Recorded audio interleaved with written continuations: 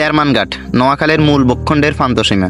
উত্তর থেকে দক্ষিণ ক্রমেই প্রশান্ত ও প্রমত্র হয়ে আসা মেঘনা নোয়াখালীতেই এসে আসতে পড়ে বঙ্গোপসাগরে।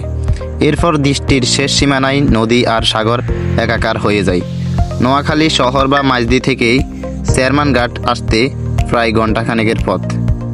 সকাল 8:30টায় জাহাজ ছাড়ে, তাই শহর থেকে ভোরের আলো আঁধারের মধ্যেই যাত্রীরা সিএনজি চালিত অটোরিকশায় করে চেয়ারম্যান ঘাটের পথ ধরে। শহরের মসজিদ মোড় থেকে একের পর এক সিএনজি ছেড়ে যায় চেয়ারম্যান ঘাটের পথের উদ্দেশ্যে। সফরসঙ্গী বন্ধুসহ চেপে বসলাম একটি মোটরসাইকেলে আছে একজন সামনে বড় ভাই এবং আমরা দুইজন পিছনে। সবুজের হাতছানি। শহরের ধূসরতা ক্রমেই যেন ক্ষীণ হতে থাকলো, সবুজ থেকে আরও সবুজ।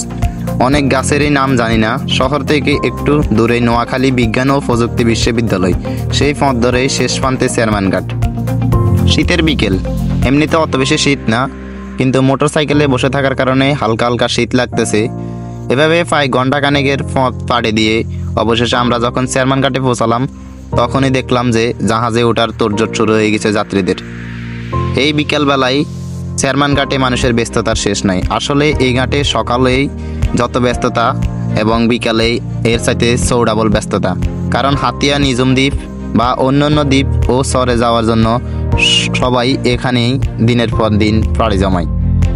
তো অবশেষে আমরা চলে এসেছি চেয়ারম্যান ঘাট। এটা হাতিয়া উপজেলার নোয়াখালী জেলার হাতিয়া উপজেলার একটি জায়গা। চেয়ারম্যান ঘাট বাজার বললে সবাই চিনে। লঞ্চ ঘাট, চেয়ারম্যান ঘাট মূলত এটাই।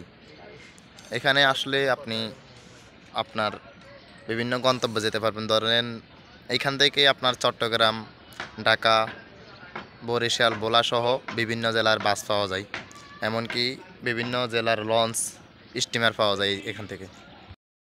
বিভিন্ন কাজে দ্বীপবাসীরা শহরে আসে, কেউ বা ঢাকা, কেউ বা চট্টগ্রাম বা অন্য কোথাও যায়।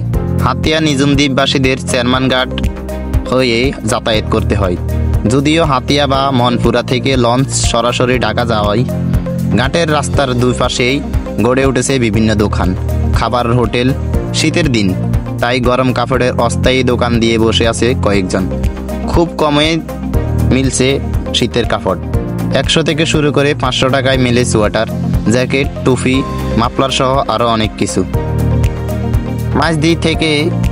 মাঝদি মসজিদ মোড় থেকে চেয়ারম্যান ঘাটের দূরত্ব প্রায় 50 কিলোমিটার। মাথা পিছু ভাড়া প্রায় 120 টাকা।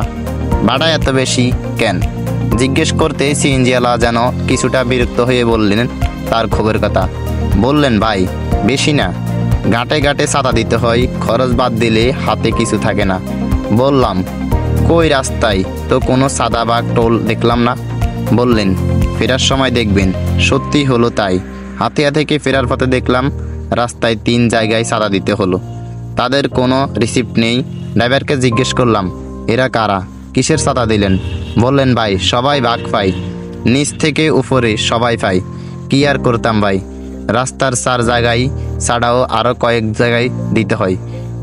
কেন জায়গায় এ চাঁদা দিতে হয় তা আমাদের নিজেরও জানা নাই।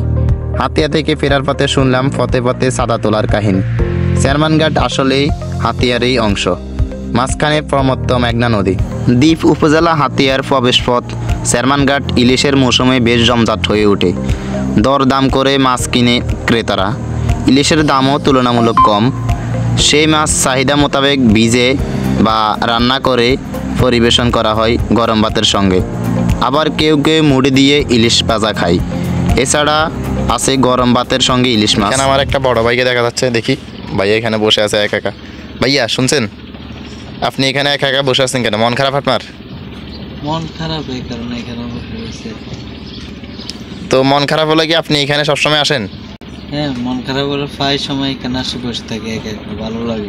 কারণ লঞ্চ আছে, বাইরে নদী আছে, বলে দেখতে উপভোগ করতে খুব ভালো লাগে।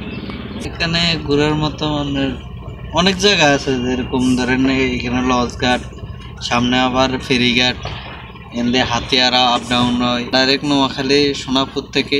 হ্যাঁ, ডাইরেক্ট একো বাসে চেয়ারম্যান ঘাট করে এখানে নামাই দেবে। নিজুম দ্বীপ ইউনিয়ন বিএমপি সহ সহসভাপতি ও সাবেক ইউপি সদস্য শাহিদ উদ্দিন শাহিদ বলেন, প্রায় 40,000 মানুষ নিয়ে নিজুম দ্বীপ ইউনিয়ন গঠিত। আসসালামু আলাইকুম কাকা, আপনি কি করতেছেন এখানে? সালাম। এই তো ইফতার রেডি করতে আছি। ও আচ্ছা, আপনাদের নৌকা লঞ্চ সবগুলোতে বসাতে এখন মানে কোনো কাজ নাই এখন? এখন তো কাজ নাই, আটকে রয়েছি। 2-4 দিন পরে শুরু হবে ইনশাল্লাহ। 2-4 দিন পরে শুরু হবে। তো এইখানে ঘোরার মতন কি কি জায়গা আছে? মানে অনেক মানুষে তো দেখতেছি আসতেছে আসলে। এটা বাংলাদেশের বিখ্যাত ঘাট, মাছের ঘাট হিসেবে বিখ্যাত আর কি। হাতিয়ার যোগাযোগ ব্যবস্থা এটি, একমাত্র এটি। মুজাম্মল হোসেন, হ্যাঁ। তো আপনি কি এখানে স্থানীয়? আপনাদের বাড়ি কোথায়? হাতিয়া। মূল হাতিয়া। মূল হাতিয়া আপনাদের বাড়ি নাকি? ও, এখানে মাছ ধরেন আপনিও? মাছ ধরি না, আমরা যাত্রী টানি। যাত্রী টানেন লঞ্চ দিয়ে? তো এখন কি যাত্রী নাই নাকি? ও আচ্ছা, পানি নেই। জোয়ার আসলে কি প্রতিদিন কখন থেকে কখন যাত্রী টানেন?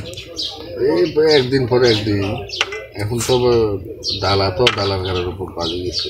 তো অবশেষে সন্ধ্যা হওয়ার আগ মুক্ত অবস্থায় আমরা বাড়ি ফেরার উদ্দেশ্যে রওনা দিছি। আমাদের ভিডিওটি কেমন লাগছে সবাই অবশ্যই জানাবেন। আর চ্যানেলে নতুন হলে অবশ্যই চ্যানেলটিকে সাবস্ক্রাইব করে পাশে থাকা বেল আইকনটি বাজিয়ে দিয়ে আমাদের পাশে থাকবেন। ধন্যবাদ সবাইকে, আল্লাহ হাফেজ।